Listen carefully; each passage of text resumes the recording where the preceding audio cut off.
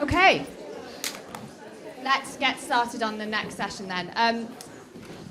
I'm absolutely delighted to welcome Liz Hull and Caroline Cheetham to PodCon Cymru. You are both very, very busy people, so really appreciate you coming. Welcome. Today. Caroline and Liz are behind the trial of Lucy Letby. We'll go into some details about that very soon. But Liz is the Daily Mail's Northern correspondent, and Caroline, a lecturer at Salford University and former BBC radio producer. And this podcast was the first time a British podcast attempted to cover a running trial. And for more than a year, Caroline and Liz produced 64 episodes covering every whip stitch of this trial, a horrific story that many of us in this room will be familiar with. And to date, the podcast has had more than 16 million downloads globally. So before we start, let's take a listen to the clip from one of the episodes. And this is from the day that the verdict came in. On count one, do you find the defendants guilty or not guilty of the murder of baby A? Guilty. On count two, do you find the defendants guilty or not guilty of the attempted murder of baby B? Guilty. On count three, do you find the defendant guilty? That was the moment that a neonatal nurse was convicted of killing 7 babies and attempting to kill 6 more at the Countess of Chester Hospital. After a trial lasting over 10 months, the jury of 7 women and 4 men came back into Court 7 here at Manchester Crown Court a few minutes ago and returned their final verdicts. Guilty of murdering 7 babies. Guilty of attempting to murder 6 babies. She was found not guilty on 2 charges of attempted murder. The jury could not reach verdicts on a further 6 charges of attempted murder. Today, on the day that Lucy Letby became the UK's most prolific child serial killer in modern times, we're here to bring you every detail of what happened in court, what it means, and what happens next. And by what next, we mean, were more babies targeted by Lucy Letby? Could she ultimately face even more charges? And what next for the hospital, who didn't act on the concerns of senior doctors for months? First of all, what a huge undertaking and commitment that must have been.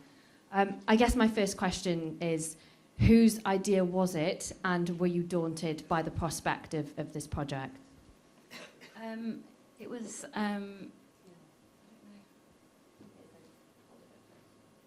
it was...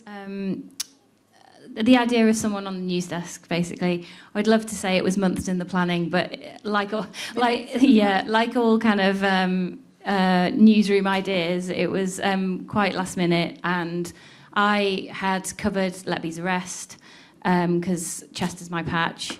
I'm a district reporter, so Chester's my patch, and it was, natural for me to. I knew I was going to be covering the trial. We thought initially it'd be 6 months. So I literally got a phone call saying, please, do you think you could try and do a podcast on this? And I kind of went, yeah, because I never say no to anything that the news desk asks, really. And I kind of slept on it and thought, how am I going to do this? They said, we'll send you a mic in the post. I was like, right, okay. Someone with no broadcast experience whatsoever.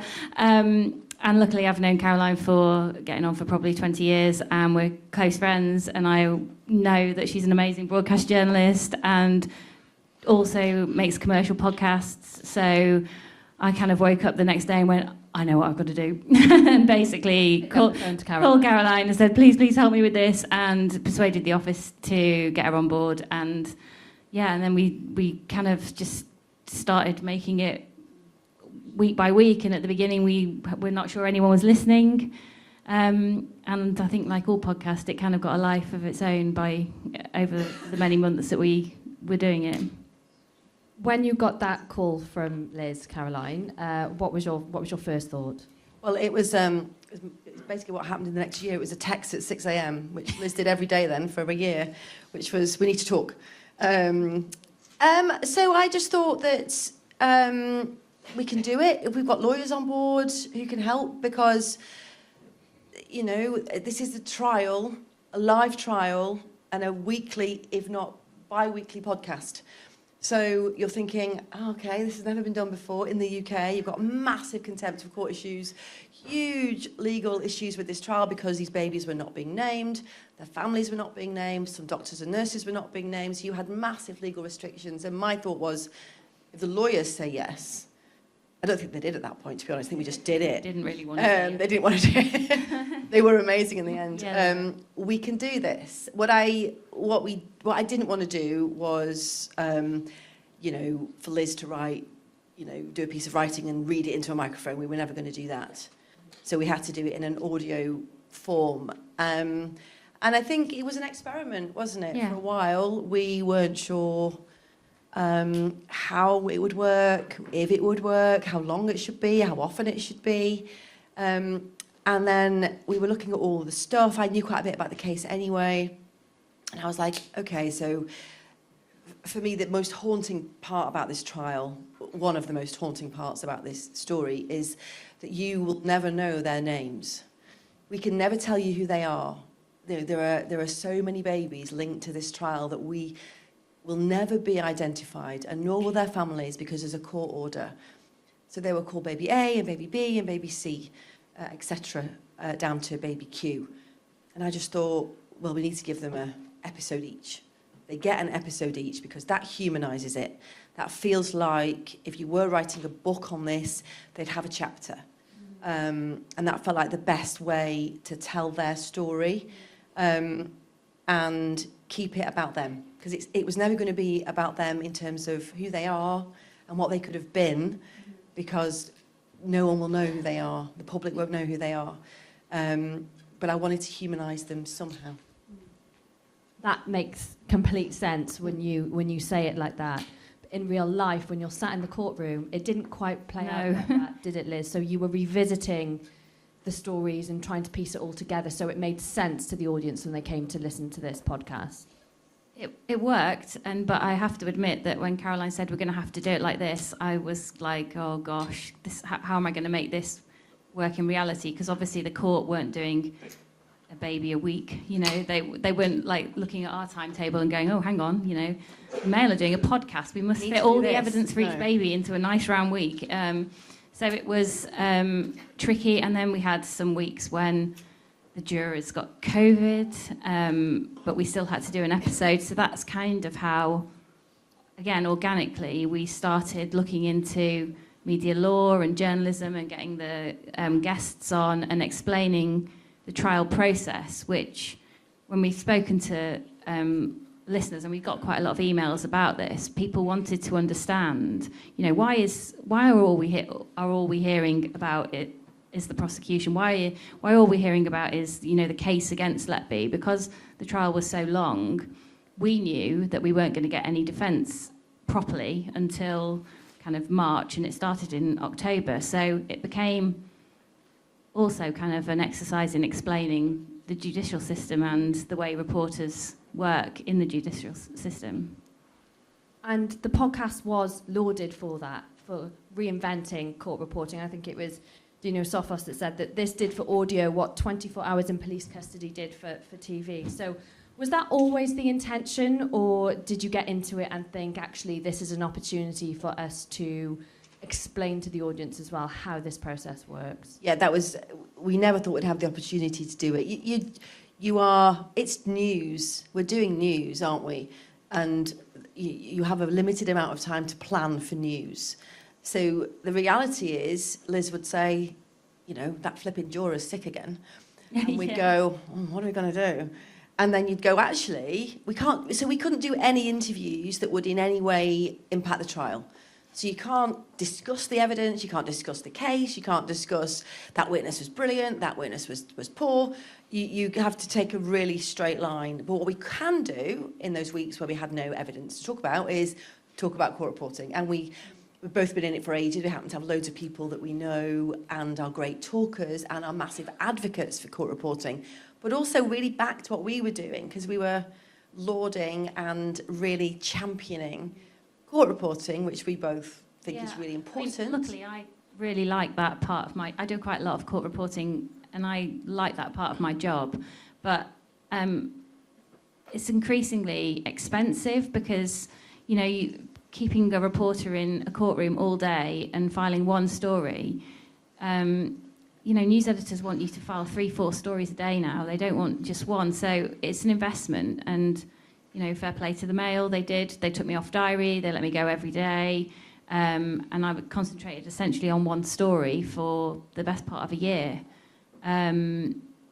But it really I think we demystified court reporting, and I think the podcast emphasised how important it is for the public to see justice being done, which is, sometimes, you get that a lot when people complain about the court process, that they're terrified of going to court because, unless you're involved in, a case, nobody ever enters a courtroom really these days. So, I think we became aware that, that was an important part of the podcast, that we were demystifying the judicial system and explaining what court reporters did, really.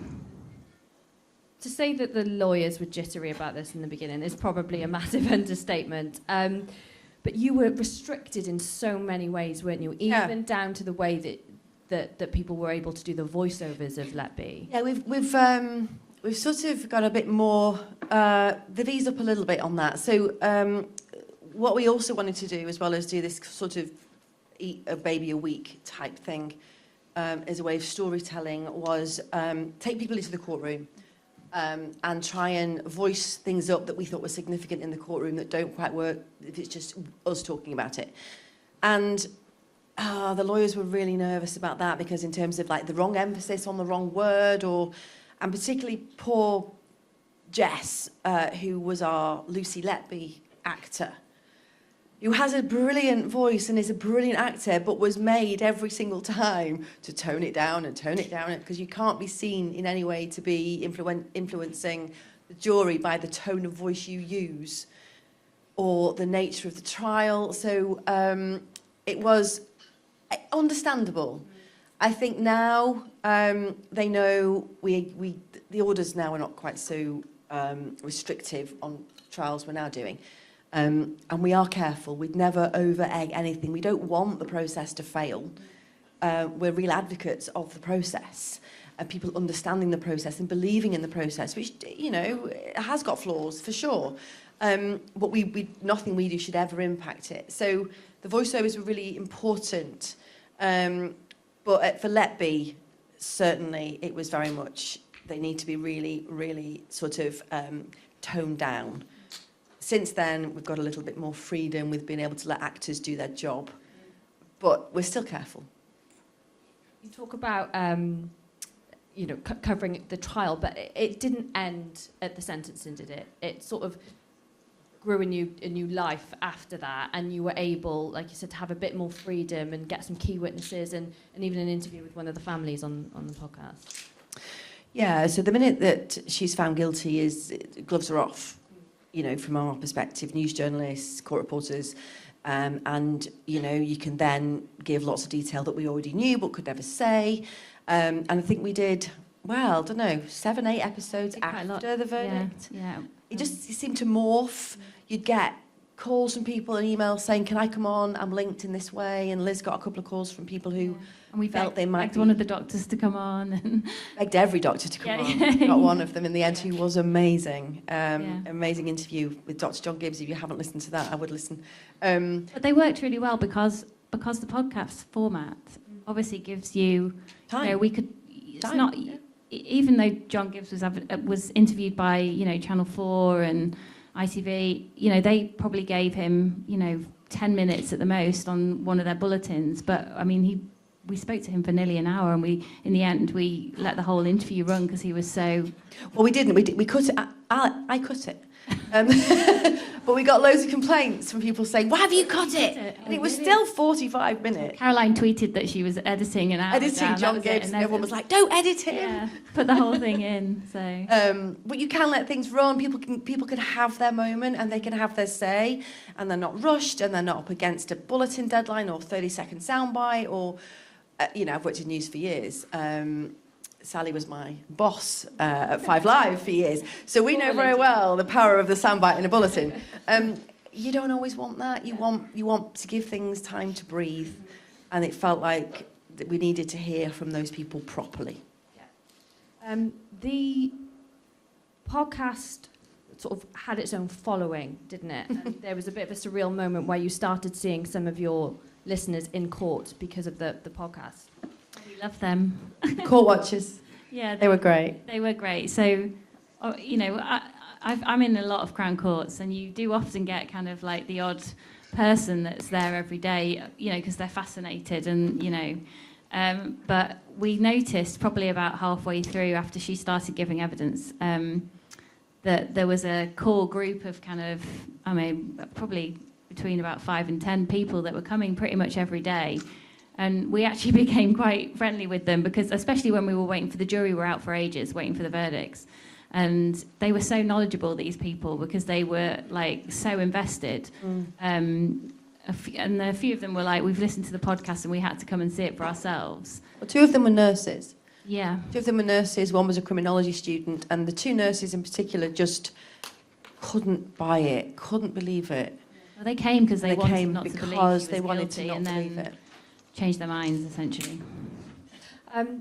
This podcast was such a success. It set a template, I guess, for you to be able to cover some other trials. And literally just yesterday, I know you've been wanting to do a voiceover this afternoon for one of the most recent series. Talk to us first a little bit about the series that you've just released first. Okay, so we're now on the 4th series of the Trial podcast, and we're now doing Constance Martin and Mark Gordon. You may remember a year ago, there were lots of news reports of this couple who had gone on the run from Bolton, found in Brighton. I can only tell you now what's in the trial, so I've got to be really careful. Anyway, their trial got underway, was meant to get underway. This is where the flaws come in the court process. Was meant to start. What day are we on now, Catherine? See, we're on Friday, aren't we? Is it? Friday. It was meant to start on Wednesday, so that's all fine. I'm here. I'm coming here last night. Trial starts Wednesday. We're fine. We've got an episode on Wednesday. No probs. Doesn't happen for lots and lots of reasons I won't bore you with. The trial does not happen. It then happened yesterday. It happened late. It started late yesterday. So we launched an episode last night, and there was so much in the opening to this trial that we're doing another episode today, which I've not yet finished. You'll be I should, finishing. I should say I'm not doing it. It's at the Old Bailey, so I've got out of Great. that. But we are. This is having a break from this one. Yeah, but we are. You've been able to cover some other Yeah. major trials, such as the trial Rihanna of Jai, and Aisling Murphy. Yeah. 2 sort of very important stories. What is it that you look for in these stories that you think would make a great podcast and a great listen, or do you not know until you do it? You don't know, actually. You have a vague sense. So we always knew we were going to do Constance Martin and Mark Gordon. We've got about 5 that we absolutely know we're going to do this year, because there's no way we couldn't do them. I mean, the bottom line is they're stories that make newspaper front pages a lot of the time, aren't they? They're big news big news crime stories, and you kind of.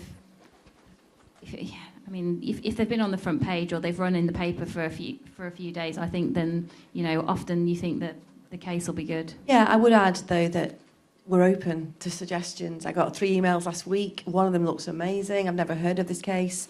And we're really open to suggestions of cases that are not quite so grim. Court covers so many human stories. Not all of them result in people dying. And trials don't always have to be about that. So I think, you know, if people have got thoughts, suggestions, no cases that we don't know about, because how can we?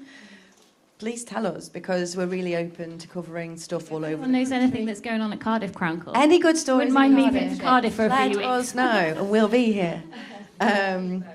So much. I'm just going to open it up in the Pleasure. final few minutes for some questions for Caroline and Liz. This is your chance. Please ask them now. Have we got any? Yeah, go for it. Hey. I listened to the podcast and I thought it was an incredible bit of really innovative court reporting. It was amazing to hear it, consume it in that way. You mentioned the trial of Constance Martin and Mark Gordon, your news one.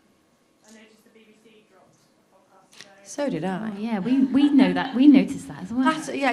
Yeah, I think it's the best form of flattery, don't you? just a copy. On that, is there are going to be lots of this type of podcast now? Have you started a new genre? So I think, if I'm being really honest, that the ability for other people to copy it, if you like, the format is limited because it's an investment. So the BBC might be able to do that. Actually, it costs such a lot of money to put somebody off diary for however long and then have a team behind you. For Letby, we didn't have a massive team behind us at all. We have a bit more of a team now who are, thank goodness for them.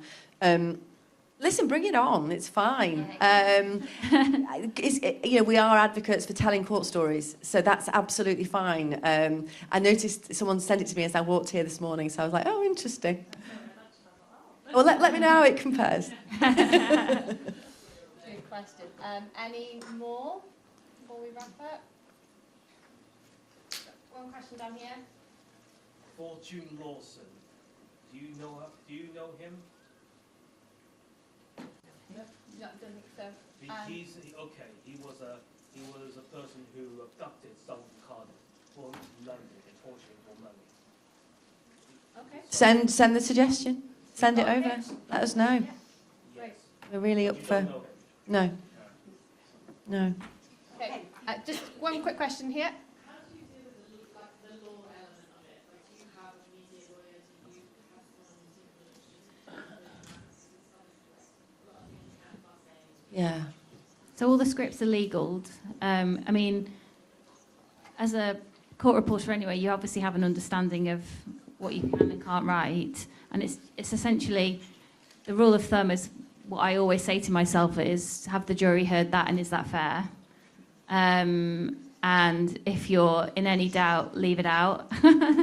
And then, so the script, but the reason it's so time pressured, getting out a podcast like this on the day, for example, that a trial opens, is because we have to write the script and then get it to the lawyers to legal and then record it. So it has obviously other people's eyes on it with legal training. And sometimes they scrub a few things out. And Yeah, we can't really record it until they say it's all right. Yeah. So we're waiting a little bit. I mean, they're fast, they're Yeah. really brilliant in saying, in fact, yesterday we sent the script to them, and you do love that legal okay email comes back very quickly. You're like, aha, Short email. I can go. But they're amazing, and they are the only reason we can do it, actually, properly and fairly. Great. Thank you so much. Thank you for asking us. And good luck for the new series. Thank you.